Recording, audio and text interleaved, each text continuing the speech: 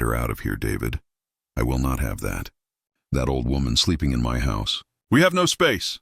The words sliced through the cold night air, sharper than the shards of glass that now littered the street in front of my burning home. I stood on the perfectly manicured lawn of my son's mansion, smelling of smoke and despair. In my arms, I clutched the single thing I had managed to save, a slightly warped, water-stained photo album. The distant wail of sirens was the soundtrack to my ruin. My son, David, stood frozen between me and the open doorway, a living statue of indecision. And in that doorway, framed by the cold, recessed lighting of her marble foyer, was his wife, Veronica. Her face was not one of pity or concern. It was a mask of pure, unadulterated disgust. She looked at me not as her husband's mother, not as a woman who had just lost everything, but as a piece of filth that had washed up on her pristine shore. Ah, my dear ones, before we delve into the heart of this cold memory, I ask you for your warmth. If you find a place in your heart for my stories, please press that little like button and consider subscribing to my channel. And it gives me such strength to know where you are all listening from, to picture your faces and your homes. Please, tell me in the comments which city you are joining me from tonight. Now, let us go back to just a few hours before, when my world was still whole. It was a Friday evening in Pelotas, the 19th of September. The air was mild, carrying the first sweet hints of a southern spring. My small apartment was my sanctuary. It was not a grand place, but every corner of it was saturated with memory. The late afternoon sun would slant through the window in my living room, illuminating the worn velvet texture of my favorite armchair, the one Arthur and I had bought together in our first year of marriage. The air smelled faintly of the lavender sachets I kept in my drawers and the rich dark coffee I had just brewed. I was content. I had spent the past hour looking through the very photo album I now clutched to my chest, tracing the faces of my children with a gentle finger, smiling at the ghost of my Arthur. The quiet hum of the city was a comforting lullaby. I was safe. I was home. The first sign of trouble was a strange smell, acrid and sharp, that cut through the scent of my coffee. I dismissed it at first, a neighbor's cooking perhaps, but it grew stronger, thicker. Then came the sound, a frantic, high-pitched beeping from down the hall. A smoke alarm, then another. And another, a wave of cold dread washed over me. I opened my apartment door to a wall of gray, billowing smoke. The hallway was a chaotic scene of panicked neighbors, of shouts and screams. The building's fire alarm began to blare, a deafening, relentless shriek that signaled the end of my quiet world. There was no time to think. Instinct took over, my purse, my keys, and one other thing. My eyes scanned the room, the distillation of my entire life. What do you save? Not the jewelry, not the silver. You save the story. My gaze fell on the heavy photo album on the coffee table. I snatched it, held it to my chest like a shield, and joined the terrified exodus into the hallway. We huddled together on the street below, a small, displaced tribe of souls, and we watched our homes burn. The flames were a hungry, living thing, roaring as they devoured the roof, orange tongues licking at the night sky. The heat was immense, even from across the street.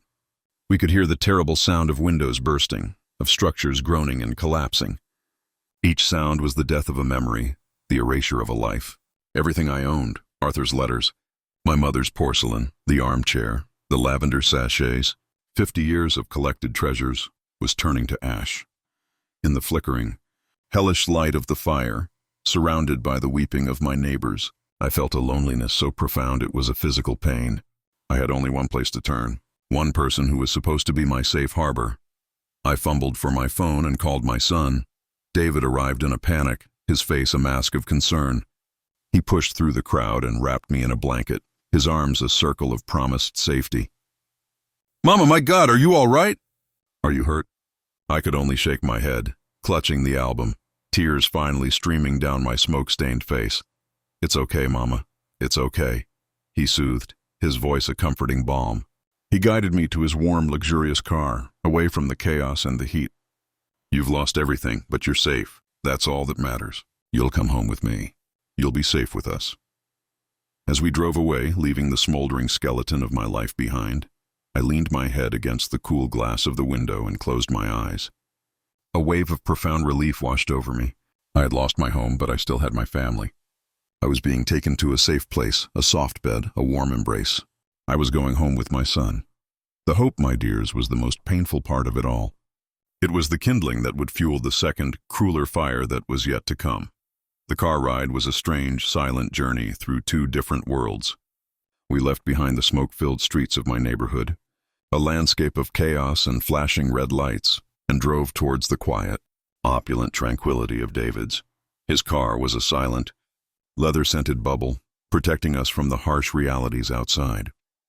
I stared out the window, watching the familiar, modest homes of my pilotus give way to the high walls and sprawling lawns of the city's elite. In the aftermath of the fire's terror, a fragile sense of gratitude began to take root in my heart. I had lost my home, yes, but my son was here. My son, with his vast, beautiful house and his immense wealth, would be my shield. I had often privately thought his lifestyle was excessive, a bit cold, but now, in my moment of absolute need, I was ashamed of my judgment. I was grateful for the marble floors, for the guest rooms I knew were always impeccably clean, for the security that his money could provide. David was on the phone, his voice low and tense. "Veronica, it's me," he said. "Listen, something terrible has happened. Mama's apartment building, a fire." He paused, listening to what I can only imagine was a less than sympathetic response. "No, she's fine, she's with me. We're on our way home now. We'll figure it out in the morning." He hung up without saying goodbye. A small, cold knot of unease began to form in my stomach, but I pushed it away. She was probably just in shock, I told myself. When we pulled into his sweeping circular driveway, the house was lit up like a modern art museum. Perfect, pristine, and imposing. Each window was a perfect warm square. It looked like the very definition of sanctuary. David came around and opened my door, helping me out of the car. He seemed hesitant, his hand hovering at my back but not quite touching it. He led me up the stone steps, not to the grand front entrance, but to a smaller side door that led from the garage into the kitchen. The door opened before we reached it, and there was Veronica. She stood with her arms crossed, her silk dressing gown shimmering under the bright kitchen lights. She did not look at me. Her eyes were fixed on David, and they were like chips of ice. "What is this?" she said, her voice a low, dangerous hiss. "Veronica, please," David began, his voice placating. "Her building burned down. Everything is gone. She has nowhere else to go." Only then did Veronica's gaze fall upon me. Her eyes swept down my body, taking in my smoke-stained coat, the soot on my cheek, my disheveled hair, and the warped, precious photo album I clutched to my chest. Her perfectly sculpted nose wrinkled in disgust. It was the look a person gives to something they have just found on the bottom of their shoe. Then came the words that began this memory, the words that I will carry with me to my grave. "Get her out of here, David," she spat, the words sharp and venomous. "I will not have that old woman sleeping in my house. We have no space, no space!" In a house that had 7 bedrooms, in a home that could have sheltered a dozen families. The cruelty of it was breathtaking. In that terrible frozen moment, I looked at my son. I saw the horror on his face, the shame. I waited for him to speak. I waited for him to defend me. I waited for him to roar like a lion, to protect his mother from this vicious attack, to tell his wife that I was the matriarch of this family and that I would be honored in his home. I waited for the son I had raised to appear. He did not. David stood there paralyzed, a terrified mouse caught between a snake and a cliff. He opened his mouth, a pathetic gurgling sound came out, and then he closed it again. He looked at Veronica's unyielding fury, and then at my shattered heart, and he chose the path of least resistance. He chose silence. His silence was a betrayal far deeper than her words. Her words were just poison. His silence was the hand that let the poison be administered. Veronica, seeing she had won, delivered the final, dismissive blow. "Take her to a hotel. Take her to Benjamin's apartment. I'm sure he has room on his floor. I don't care, but she is not staying here." The heavy door clicked shut, leaving us alone on the cold stone of the entryway, bathed in the unforgiving glare of the security lights. The promise of sanctuary was gone. I had been turned away from the inn by my own family. David finally found his voice. It was a miserable, cowardly whisper. "Mama, and I'm so sorry. She gets like this. She's very protective of her space. I'll take you somewhere nice, a hotel." I raised a hand to stop him. The shock that had frozen me was beginning to melt, replaced by a profound glacial clarity. I saw my son for exactly what he was, a weak man, a king in the world, but a captive in his own home. My protector was a prisoner. "No, David," I said, my voice surprisingly steady. "You will not take me to a hotel." I reached into my pocket and pulled out my phone. My hands were shaking, but my purpose was firm. He had failed me. I would turn to the son who never had. I dialed Benjamin's number. As the phone began to ring, I looked at the grand, silent house, then at my shell-shocked son, and I understood. I had lost one home to the fire. But I had just lost a second, more important one, to fear. The phone rang only twice before Benjamin answered, his voice warm and familiar. "Mama, it's late. Is everything all right?" My own voice was a thin, fragile thing. "Benjamin," I whispered. "There was a fire. My apartment. It's gone." A sharp intake of breath on the other end of the line. Then, without a moment's hesitation, his voice became a lifeline of pure, unconditional love. "Where are you?" "Don't move. I'm on my way. Jessica and I are here. We have space, Mama. Do you hear me? We will always have space for you." Those words, "we have space for you," were the kindest I had ever heard. They were a direct rebuke to Veronica's cruelty, a healing balm on a fresh, raw wound. I told him where I was. I did not tell him the other thing that had happened. I did not tell him that his brother had stood by and watched as I was thrown away. I turned to David, who was still standing uselessly by his car. "Benjamin is coming for me," I said. The finality in my tone was unmistakable. I was no longer his responsibility. I was no longer his problem to manage. Benjamin arrived not in a silent luxury machine, but in his sputtering, paint-splattered hatchback, a car that smelled of turpentine and honest work. He burst out of it, and the moment he saw my face, his own crumpled with a sorrow so deep it took my breath away. He didn't ask questions. He simply wrapped his strong artist's arms around me, holding me tightly, as if he could physically piece my shattered world back together. He looked over my shoulder at his older brother, and I saw a look of cold, furious disappointment pass between them. A silent question and a shameful silent answer. The drive to Benjamin and Jessica's apartment was the opposite of my journey with David. That ride had been filled with the false hope of a grand sanctuary. This one was a quiet, humble passage to a true one. Their apartment was small, nestled in a lively bohemian part of the city. When the door opened, Jessica stood there, her face a beautiful map of compassion. She pulled me into a hug that felt like coming home. They did not have a guest room.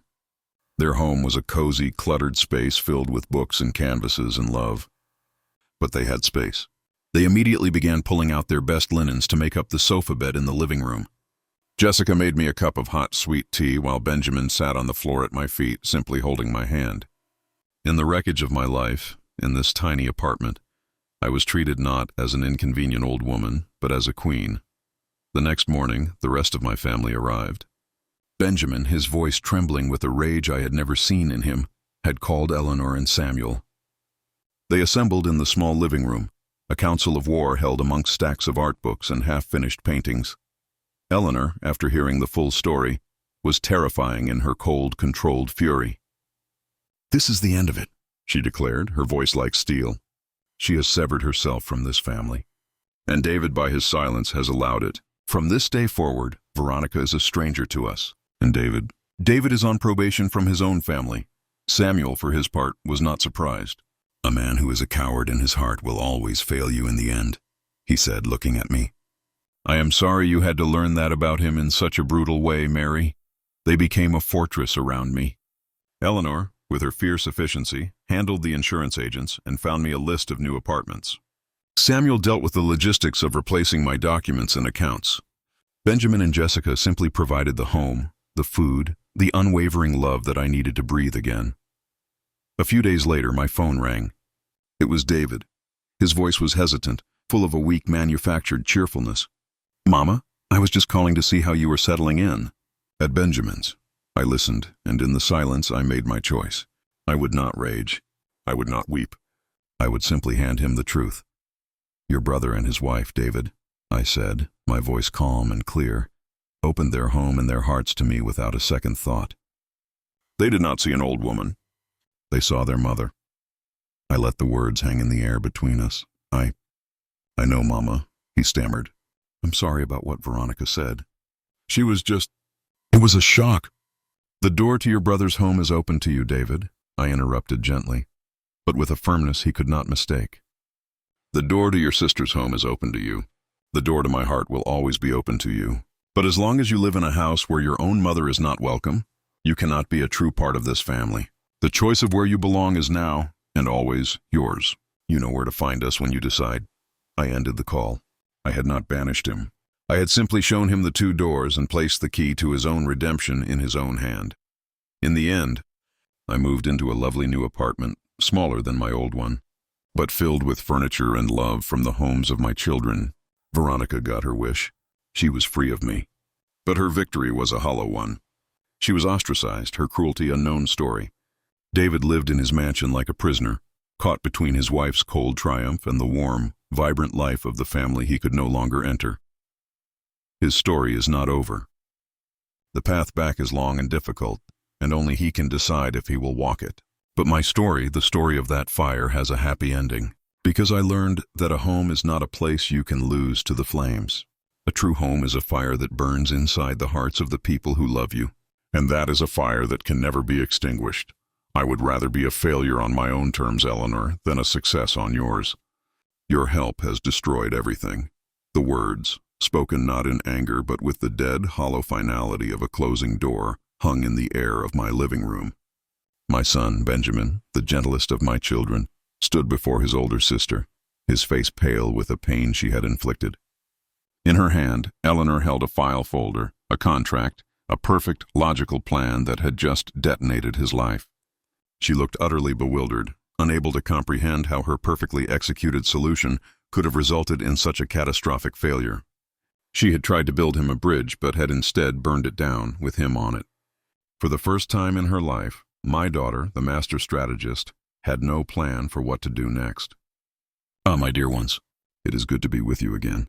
Before we explore the tangled roots of my daughter's desperate need to fix the lives of those she loves, I would be so grateful for your company on this journey. Please take a moment to like this video, subscribe if you have not already, and let me know in the comments which city you are listening from. It helps me to picture you all as I speak. Now let us understand the story of Eleanor and Benjamin, a story of 2 conflicting loves, the love of art and the love of control. It began, as these things often do, with the quietest of problems. My Benjamin, as you know, is an artist.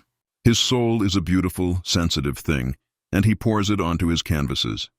His work is acclaimed by those who know art, but acclaim, sadly, does not always pay the bills. He and his wonderful wife, Jessica, lived a modest but happy life, but I knew, as a mother always knows, that they were struggling financially.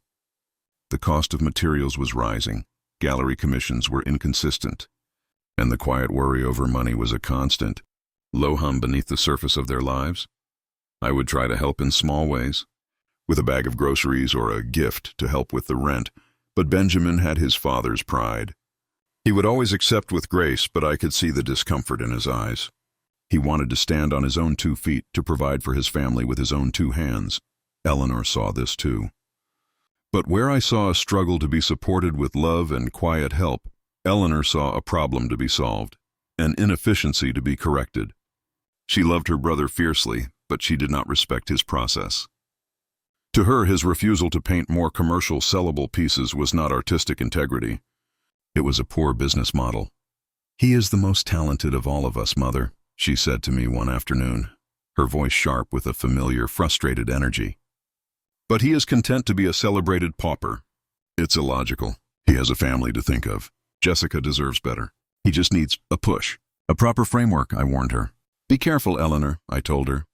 "You cannot frame a soul. You cannot put a business plan on a dream." She smiled, a tight, confident little smile that I knew all too well.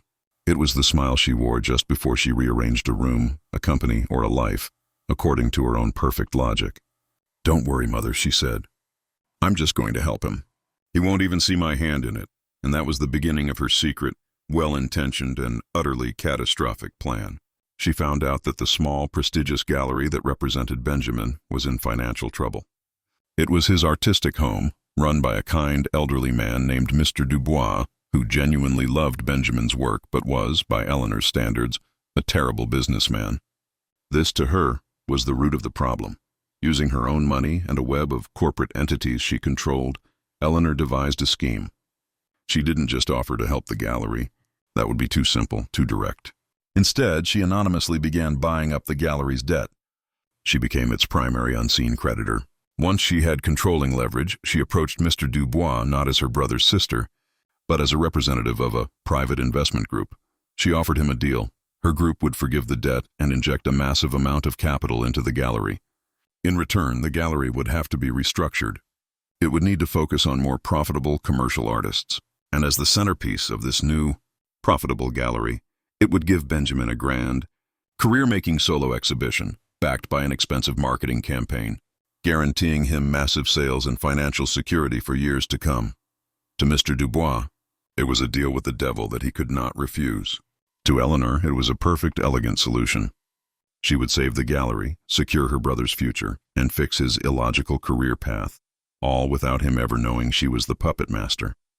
She was building him the perfect cage, and she was convinced he would thank her for it. At first, Eleanor's plan unfolded with the flawless precision of a military campaign.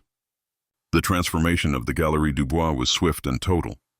The old, charmingly cluttered space was gutted and reborn as a sleek, minimalist temple of commerce, all white walls, polished concrete floors, and severe, unforgiving lighting. A sharp young woman with a business degree was installed as the new gallery director, and the kind. Elderly Mr. Dubois was gently promoted to a purely ceremonial role as curator emeritus.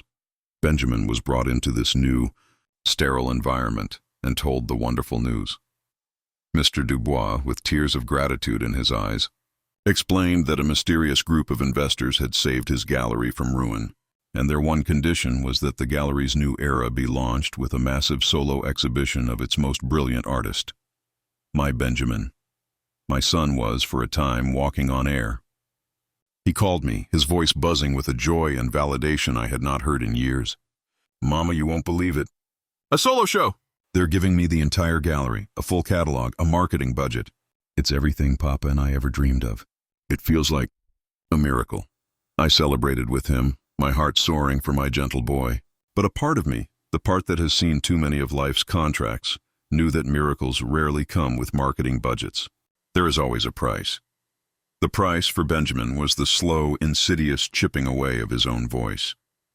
The preparations for the exhibition began, and with them, the suggestions from the new director, all delivered with a bright corporate smile. "Benjamin, the investors are simply enthralled with your work," she would say, "but they feel that for a gala opening, we should lead with your more accessible pieces. The floral studies, perhaps? They are so much more cheerful than the portraits of the dock workers." Then came the marketing team. They designed a poster for the show that featured not his art, but a large, dramatically lit photograph of Benjamin himself, paintbrush in hand, looking like a romantic hero from a novel. They arranged interviews for him with lifestyle magazines, where the reporters asked not about his artistic influences, but about the market value of his work and what colors were trending for the season. I watched my son begin to dim. The initial joy was replaced by a quiet, simmering anxiety. He would come to my apartment ostensibly for coffee, but really, I think, to find sanctuary. "It doesn't feel right, Mama," he confessed one afternoon, staring out my window. "They talk about my paintings as if they are commodities, as if they are selling stocks, not pieces of my soul. The entire show? It's not about the art anymore. It's about the event. It feels dishonest." He was losing control of his own story, and it was breaking his heart. He was an artist, and they had turned him into a brand. The final fatal blow to his spirit came when the gallery director presented him with the layout for the exhibition catalog. It was a beautiful, expensive book, but the introductory essay, written by a famous critic, described his work in terms he didn't recognize. It praised his commercial appeal and his shrewd understanding of the decorative arts market. It was a sales pitch, not a reflection of his life's work. That was the last compromise he was willing to make. He went to the gallery the next day to confront Mr. Dubois, to tell him he could not go through with the show. He was prepared to walk away from the miracle, to return to his quiet, dignified struggle. He found the old man in his former office, now a small, windowless storage room in the back of the gallery. When Benjamin explained that his conscience would not allow him to continue, Mr. Dubois, a man I had known for 30 years, simply broke down and wept. Racked with guilt, he confessed the whole sordid story. He told Benjamin about the predatory debt, about the ruthless, logical woman who represented the investment group, and about the deal he had been forced to make to save his gallery from oblivion. "I have betrayed you, my boy," the old man sobbed. "I let a shark into our little pond and she has eaten everything. She controls it all. The paintings they choose, the words in the catalog. It is all her. I am just a figurehead." Benjamin listened, a cold, sickening dread creeping into his heart. The description of the woman, her sharp intelligence, her impatience with sentiment, her talk of frameworks and illogical business models. It could only be one person. As he was leaving, his eyes fell on a file left on the desk, the master plan for the exhibition. On the top page was a schedule of media appearances. Next to an interview with the state's largest newspaper was a handwritten note in a familiar, precise, and imperious script. It read, "Push for a human interest angle. Focus on the struggling artist finally makes good narrative." It's more relatable. It was his sister's handwriting. It was Eleanor's. The miracle was not a miracle. It was a hostile takeover. The investors were not strangers. They were his own sister. His big break was not an act of faith from the world, but an act of control from within his own family. She had not believed in him enough to let him succeed on his own. She had to rig the game to ensure he would win. He walked out of that gallery and into the bright afternoon sun, but the world had gone dark. The sense of betrayal was absolute. This was not a gift. It was the ultimate vote of no confidence. He was no longer an artist on the verge of success. He was simply a puppet, and he had just seen the strings. The drive to my apartment was, I imagine, the longest of Benjamin's life. He had asked Eleanor to meet him there, choosing my quiet, neutral territory as the ground for this painful reckoning. He did not want to be in her world of corporate power, nor in his, the art world she had so thoroughly corrupted. He needed the simple, honest space of his mother's home. Eleanor arrived first, punctual as always, a file folder tucked under her arm. She was beaming, primed to finally reveal her grand, benevolent gesture. She believed she was about to receive the heartfelt thanks of a brother whose life she had single-handedly saved from the brink of artistic poverty. When Benjamin walked in, the look on his face was not what she expected. There was no gratitude, only a profound and weary sadness. He walked to the center of the room, and the confrontation that I had only glimpsed in the beginning of this memory unfolded in its full, heartbreaking detail. He delivered the words that were the death of her perfect plan. "I would rather be a failure on my own terms, Eleanor, than a success on yours. Your help has destroyed everything." Eleanor's smile faltered, replaced by a look of genuine, uncomprehending shock. "Destroyed?" She repeated, her voice incredulous. "Benjamin, what are you talking about? I secured your future. I saved your gallery. I have given you the career you deserved, the one you were too proud or too impractical to build for yourself." "You didn't give me a career," Benjamin said, his voice quiet but shaking with the force of his conviction. "You took mine. You took my artistic home, a place of warmth and belief, and you turned it into a cold, sterile bank. You took my work, my soul, and you packaged it like a luxury good. You didn't save Mr. Dubois. You made him a prisoner and a liar. You didn't help me, Eleanor. You smothered me." He took a step closer, his eyes pleading with her to understand. "The worst part is, you did it all in secret, because you didn't just want me to succeed. You needed to be the one who made me succeed. You didn't have faith in my art or in my path. You only had faith in your own plan. You didn't believe in me. It was here that I knew I must intervene." They were speaking two different languages. Eleanor was speaking the language of results, of profits and losses. Benjamin was speaking the language of the heart. "Eleanor, my love," I said softly, and they both turned to look at me. "Do you remember when you were 10 years old?" She looked at me, confused by the sudden change in subject. "Your father's business was in trouble," I continued, the memory as clear as yesterday. "We were on the verge of losing everything. The chaos in this house. It was a terrible, frightening time. You were just a little girl. And I found you one night, long after you were supposed to be asleep, in your father's study. You had taken all his unpaid bills and were trying to sort them into neat piles. You had a little notebook, and you were trying to write a budget for our family. You were trying to build a fortress of order against a world of chaos." Tears welled in my daughter's eyes. She had not thought of that night in years. "You have been building fortresses ever since, my darling," I said, my voice thick with a lifetime of love and sorrow for her burden. You believe that if you can just control everything, manage everyone, create the perfect plan, then no one will ever get hurt again. The way Papa got hurt, the way our family almost broke. What you did for your brother was an act of love, I know that. But it was a frightened love. It was the love of a 10-year-old girl trying to organize the bills in the dark. Love is not about control, Eleanor. It is about faith. And you did not have faith in your brother to find his own way through the dark. My words were the key. The fortress my daughter had built around her heart for 40 years finally crumbled. The perfect, composed, unshakable Eleanor dissolved, and she began to sob. The raw, painful tears of a little girl who was just trying to keep her family safe. I'm so sorry. Ben, she wept, her voice broken. I'm so sorry, I couldn't bear to watch you struggle. I thought I was helping. Benjamin, his own anger melting away in the face of her raw pain, went to her. He wrapped his arms around his older sister, and they held each other, two children in the storm of their own making. The exhibition, in the end, did happen. But it happened on Benjamin's terms. He and a tearfully relieved Mr. Dubois took control. They recurated the entire show, hanging the challenging, soulful pieces that Eleanor's team had tried to hide. They wrote a new, honest essay for the catalog. Eleanor, in her first true act of faith, did not interfere. She simply paid the bills as promised. Her final act of love was to let go. The show was not the blockbuster commercial success Eleanor had envisioned. But it was an immense critical one. It was honest. It was true. It was his. I went on the opening night and saw my family, changed. I saw Benjamin standing tall and proud beside his work, his integrity intact. And I saw Eleanor in the corner of the gallery, not directing, not managing, just watching her brother shine in a light of his own making. Their relationship is not perfect, but it is, for the first time, honest. She is learning slowly to love with open hands, rather than a clenched fist. My dear friends, thank you for staying with me through this story. It teaches us a difficult lesson, that sometimes the most loving thing we can do for someone is to stand back and give them the space to find their own way, even if that way is harder than the one we would choose for them. Your presence here is a profound gift. Please, do like this video, subscribe to our circle of stories, and comment with your thoughts and with the name of your city.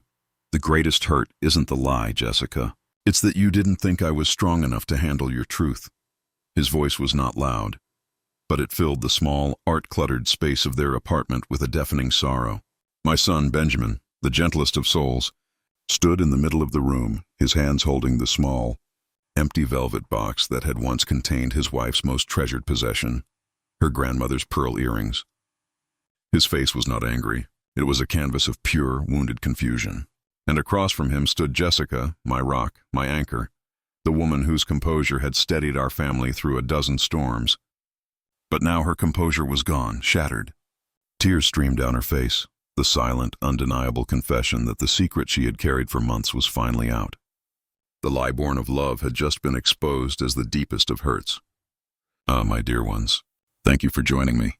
Before we unravel the painful story of how my dear Jessica's loyalty led her down such a lonely path, I ask for a small moment of your time. If these memories speak to your heart, please press the like button and do subscribe so you do not miss a single chapter. And please, warm my heart by telling me in the comments which city you are listening from tonight. It makes our world feel a little closer. Now let us travel back to the beginning of the secret. It all began on what should have been an ordinary Friday, the 19th of September, here in Pelotas. The evening was settling over the city, warm and pleasant. In their small apartment that always smelled of oil paint and baking bread, Jessica and Benjamin were living their beautiful, chaotic, and happy life. Their love was a quiet masterpiece. He was the dreamer, the artist who saw the world in color and light. She was the pragmatist, the quiet anchor who navigated the world of bills and budgets, who created the peaceful space where his art could be born. She protected him from the world's harsher edges with a fierce and silent tenderness. I knew they struggled with money, but their life was rich in everything that truly mattered. Their evenings were filled with the sound of Benjamin reading poetry aloud, while Jessica paid the bills at the small kitchen table, a comfortable, practiced harmony. She was his fortress, and he was her heart. The first tremor that would shake this foundation began with a phone call. Jessica was at the local market, her basket full of fresh vegetables for dinner, when her phone vibrated with an unknown number. She almost ignored it. She would later tell me that she wished with all her heart that she had, but she answered. And a voice from a lifetime away, a ghost from a past she had deliberately buried, spoke her name. Jessie? It's me, it's Leo, her younger brother, a name she had not spoken in over 10 years. A boy she had adored, a boy with a charming smile and a hole in his soul that no amount of love could ever seem to fill. The last she had heard, he was drifting through another state, caught in the familiar destructive cycle of addiction and debt. She had sent him her last bit of savings a decade ago with a letter begging him to get help, a letter that was never answered. Now, he was here, in Pilatus, and he was in trouble. "I'm sorry to call you, Jessie," the voice on the phone rasped, a weak and desperate sound. I didn't know who else to turn to. "I'm in a bad way. I need your help." Every one of Jessica's protective instincts, the very instincts that made her such a wonderful wife and mother figure to our family, flared to life. But they were all aimed in one direction, protecting Benjamin. Her first thought was not, "We have a problem." It was, "I have to keep this from him." She knew her husband's heart. He was a man of deep empathy, but he did not have a callus on his soul. The ugliness of her brother's world, the chaos and the danger. She felt it was her duty to stand as a shield between that world and the peaceful, creative sanctuary of her husband's. This was the first fateful choice, the birth of the secret. She agreed to meet Leo in a small, discreet cafe on the other side of town. The man who sat across from her was a gaunt, haunted stranger wearing her brother's face. The charming smile was gone, replaced by the hollow-eyed fear of a hunted animal. He told her a sordid story of bad debts owed to worse men, of threats, and a deadline that was fast approaching. He needed 5,000 reais. Not next month, not next week. He needed it by Monday. He wept. He told her she was his only hope. He played upon the guilt and the fierce sisterly love she still felt for the little boy he once was. She looked at this wreck of a man, and her decision was made. She could not bring this chaos, this danger, this shame to Benjamin's doorstep. She would handle it, alone. She would be the anchor, as she always was. She would hold fast against this storm until it passed. She went home that evening with the first lie already forming on her lips. She kissed her husband, inhaled the familiar, comforting scent of his paint-stained shirt, and told him she loved him. And as he smiled back at her, his honest, open face full of a trust she was already betraying, she felt the first crack appear in the foundation of her own perfect world. She was no longer just a wife. She was a secret keeper, and the weight of it was heavier than she could have ever imagined. The first lie was the hardest. That weekend, while Benjamin was lost in his work, consumed by a new canvas that was all brilliant blues and hopeful golds, Jessica slipped out of the apartment. She went to the small, discreet jeweler's shop downtown, the place where old dreams are weighed and given a price. In her purse was the small velvet box containing her grandmother's pearl earrings. They were her only real treasure, the one tangible link to the woman who had raised her. I can picture the scene so clearly.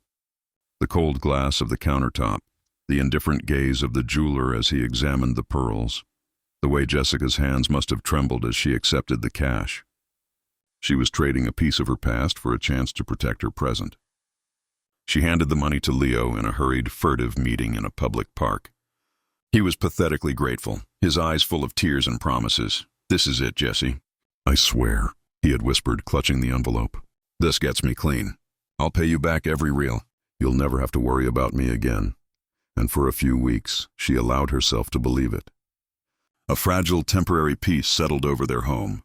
She worked to bury the memory, to erase the ugly transaction from her mind.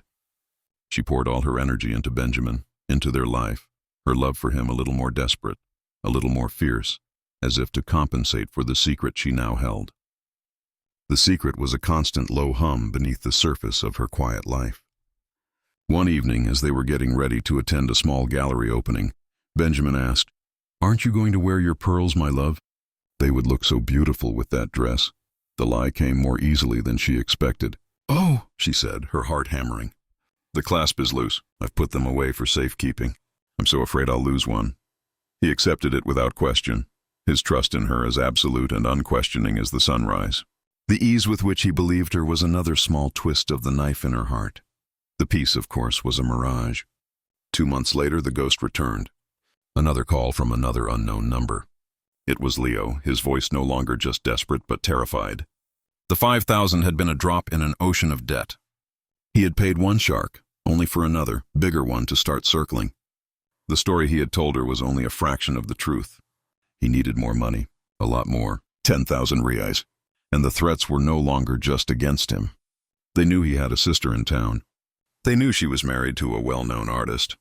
The threat, unspoken but hanging in the air, was clear. If he couldn't pay, the ugliness of his world would soon spill over into hers. Jessica was trapped. The secret she had created to protect Benjamin was now the very thing that was putting him in danger. To tell him now would be to admit not only that she had lied, but that her lie had failed, that she had brought this danger to their door. Her pride and her fierce protective love would not allow it. She had to handle it. She had to find the money. But there was no more jewelry to sell. She began a campaign of quiet, desperate sacrifice. She started secretly selling some of Benjamin's earlier paintings, smaller studies he kept in storage, telling him an old friend had wanted to buy them as a gift. She would take the cash and immediately funnel it to Leo. She took out a high-interest personal loan online, a black mark on her own perfect credit, praying she could pay it back before Benjamin ever found out. The strain began to show. The light in her eyes, the easy calm that was the bedrock of their home, began to dim. She lost weight. She was jumpy, startled by every ring of the phone. The household budget, once managed so perfectly, was now a constant, stressful juggle. I saw it. I would have them over for dinner, and I would see the forced brightness of her smile, the way her hand trembled when she lifted her coffee cup. I saw the shadow behind her eyes. But it is a delicate thing, to intervene in the marriage of one's child. I asked her once, "Jessica, my dear, is everything all right? You seem burdened." She looked at me, and for a second I thought the dam would break. But she just shook her head and smiled that tired, brittle smile. "Everything is fine, Mary. Just a little tired, that's all." She was protecting me too. It was her nature. She was the anchor, and anchors are not allowed to admit they are being dragged down. The breaking point, the moment the secret could no longer be contained, came on a Tuesday afternoon. Benjamin, having found a sudden burst of inspiration, had come home from his studio early to grab a specific canvas. He walked into the apartment, quiet as a mouse, not wanting to disturb Jessica if she was resting. He found her in the kitchen, her back to him, her voice a panicked, desperate whisper into the phone. "I can't, Leo. There's no more money. I have nothing left to sell," she pleaded, her voice cracking. "You cannot come here. You have to stay away. You promised me you would stay away." She turned then, a sixth sense perhaps, and saw him. Her face went ashen, all the blood drained from it, leaving a mask of pure, unadulterated terror. Benjamin stood in the doorway, a paintbrush in his hand, his face a canvas of utter confusion and a slowly dawning, terrible hurt. "Leo?" he asked, his voice barely audible. "Who's Leo, Jess? What did he promise you?" The question hung in the air between them, a fragile bridge over a suddenly gaping chasm.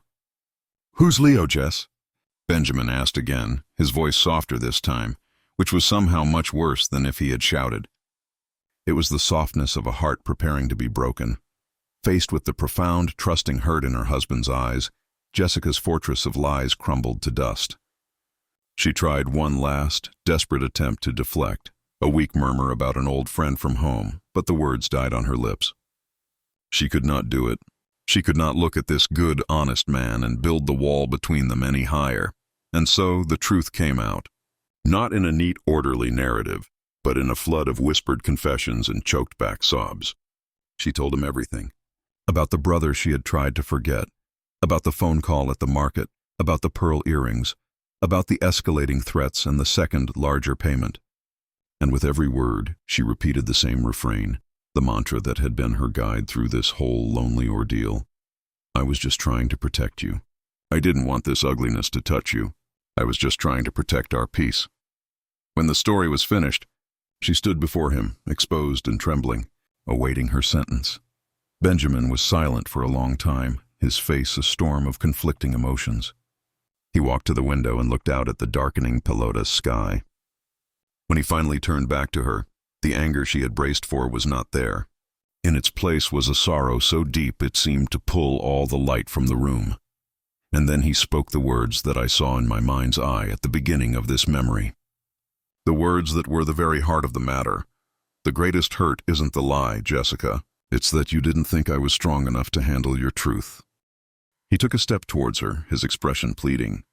Did you think I would shatter? Did you think our life, our love, was so fragile that a ghost from your past could break it? I would have faced this with you, Jess. I would have sold every canvas in this room. We would have called my mother, my siblings. We would have faced it as a family. But you didn't let me. You decided I was a child to be protected, not a husband to be your partner. You chose to be alone, and in doing so, you made me a stranger in my own life. It was at that moment, in the depths of their raw, painful reckoning, that the storm she had tried to keep outside finally broke down their door. A loud, aggressive pounding echoed through the apartment, making them both jump. It was not the polite knock of a neighbor. It was a demand. Jessica's face went white with a new, more immediate terror. It's him, she whispered. It's Leo. They found us. In that instant, everything changed.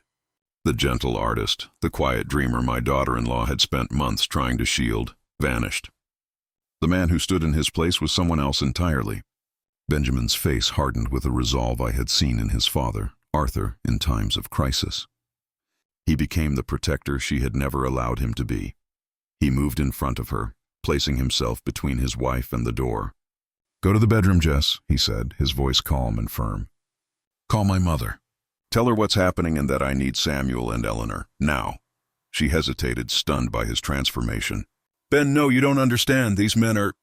Go, he commanded, with a quiet authority that left no room for argument. As Jessica rushed to the phone, Benjamin walked to the door, took a deep breath, and opened it. Standing there was a terrified, weeping Leo, flanked by two large, menacing men. This is a private residence, Benjamin said, his voice steady, his body blocking the entrance. You are not welcome here. One of the men laughed. Your brother-in-law here owes us a great deal of money. We're just here to collect. Now we can do this quietly, or we can make a scene that this whole building will remember. The debt is his, Benjamin said, his eyes never leaving the man's face. But you threatened my wife, and by doing that you made the debt mine. This is my home. This is my family. You will not get your money with threats tonight. What happened next was not a feat of physical strength, but one of moral courage. Benjamin did not fight. He talked. He stood his ground, calm and unyielding, offering them a choice, a legal and structured repayment plan guaranteed by the future sales of his work, or an immediate call to the police in the full, formidable legal weight of the Moretti family, which he assured them was on its way. By the time Eleanor and Samuel arrived, the crisis was already diffused. The lenders, faced with a man who was not afraid and the prospect of a much bigger, messier fight, had agreed to talk. The immediate threat was gone. The aftermath was quiet. My children, once they understood the situation, created a safety net. Eleanor's lawyers drew up an ironclad agreement with the lenders. Samuel, in his own pragmatic way, arranged for Leo to be taken directly to a long-term rehabilitation facility, a place where he could finally face his demons. The family, the very thing Jessica had tried to keep out of her secret, became the solution. But the most important healing happened within the walls of that small apartment. There was no magic forgiveness. Trust, once broken, must be rebuilt, piece by painstaking piece. But the foundation was stronger. Jessica saw for the first time the true strength of the man she had married, a strength not of muscle, but of unwavering character. And Benjamin, having been tested, understood the depth of her loyalty, a love so fierce that it had led her to make a terrible, foolish, beautiful mistake. Their life is not the same. The innocence is gone, replaced by a more mature, more honest understanding. The secrets are gone. She is no longer just his fortress, and he is no longer just her heart. They are partners, facing the world together, my dears. We have come to the end. A quiet story, but a deep one. It reminds us that the strongest love is not about protecting someone from the world, but about trusting them to face it by your side. Thank you for being here with me. Your presence is a gift. Please show your support with a like, a subscription, and a comment to let me know your thoughts and where you are from. Our family's book still has many pages. We have heard from the children. Perhaps it is time to hear from the next generation. The story of a grandchild, like the redeemed Emily or the ambitious Charlotte. What challenges do they face, carrying the weight of our legacy? The choice, as always, is yours.